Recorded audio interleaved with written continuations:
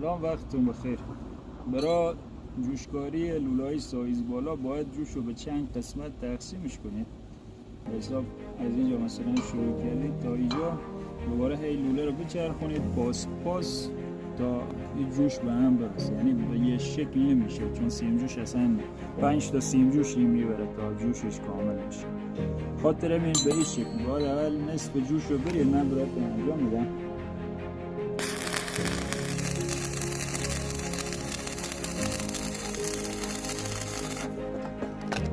به این شکل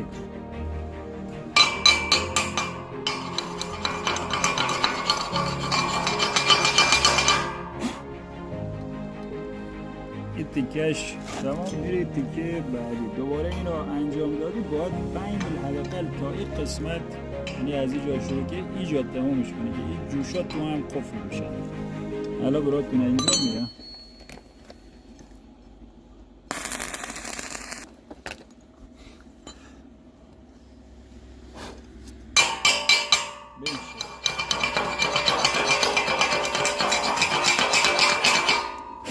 الان نگاه کنید این جوش روی جوش راحت قفل شده و یه تیکه در اومده.